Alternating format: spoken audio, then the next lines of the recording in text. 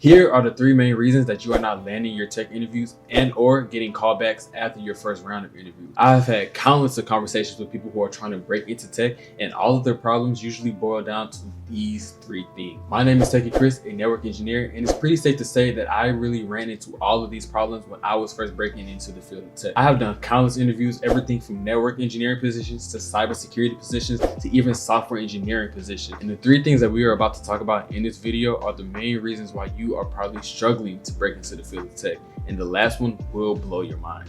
Number one, let's talk about the resume. Your resume should be the most polished document that you have ever written. Your resume is always going to be the first impression that the recruiter has of you before he actually gets to meet you. So if your resume is trash, the recruiter is more than likely just going to throw your resume in the trash. In your resume, you should use consistent formatting, have your name outlined clearly, have your experience, projects, skills, have everything outlined in a way that the recruiter can see it and be able to understand everything about you without having to scan it for too long. Most of the times, recruiters are only looking at your resume for like 5 to 10 seconds. And if you don't make a good impression within that 5 to 10 second range, they're more than likely just gonna throw your resume away. You need to make sure that you have proper punctuation, spelling, and everything in between. With the poor resume, you're not gonna make it far inside of the field of tech, or pretty much any field for that matter. So resumes are one of the most important things that you need to be able to break into the field of tech efficiently. Number two, let's talk about the interviews. You guys are struggling so hard to make your interviews so technical and make sure that you know all of the technical aspect of everything, but you are struggling to actually build a personal connection with the recruiter. So number two,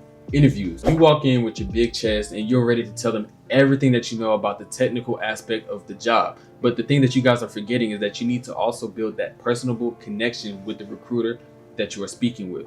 A lot of the time when you are talking to a recruiter, he is expecting you to already have the technical abilities. That's why you even applied for the job in the first place. So the recruiter is going to be even more impressed if you come to them and you're able to make those personable connections. You're able to talk to them like a human and not a robot. A lot of people fail here because you're trying to be so professional and keep that demeanor that you are a technical expert, but you forget that you also have to be a person. At the end of the day, the recruiter is a person just like you are. So if you have the personable connection with that recruiter, it is going to set you apart from a lot of the other candidates who are applying to that same role. During an interview, when you are talking to a recruiter or a hiring manager, some of the things you can do is talk about current events that are happening in the world. You can maybe make a joke or laugh at a joke that he or she says. A lot of the time, what I recommend my students to do is look at their LinkedIn and see some of the things that they've done in the past. Maybe they went to a specific school inside of your area. Talk to them about the football game that their school just played in the past week. These are all things that the recruiter will notice that you took the time to go do some extra research, and this is what is going to make that personal connection between you and that recruiter. You're always supposed to keep your interviews as a conversation. It shouldn't be a question and answer sermon. It needs to be more of a conversation at all times. Keeping my interviews conversational is what set me apart from other people when applying to jobs and doing interviews. So yeah, guys, that is why I always preach to practice on your interview skills.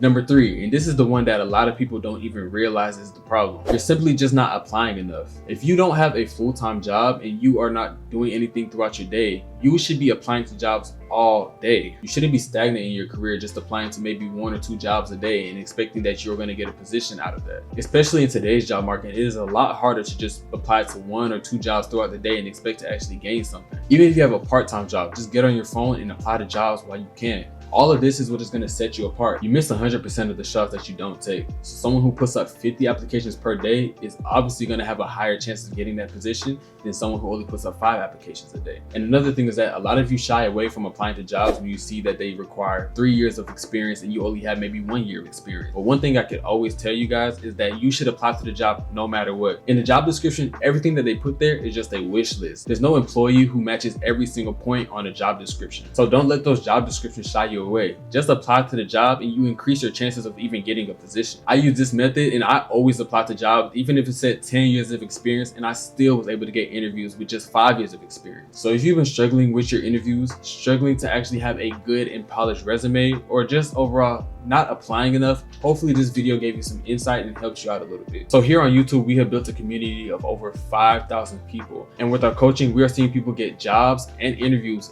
every single week. So if you want to be a part of that community, go ahead and head over to my website, www.techies.com. I will leave it in the description below. Go ahead and head over to our website, go to the services tab, click the first link that says the Google form, fill out a form, and we will talk soon. See you guys on the other side.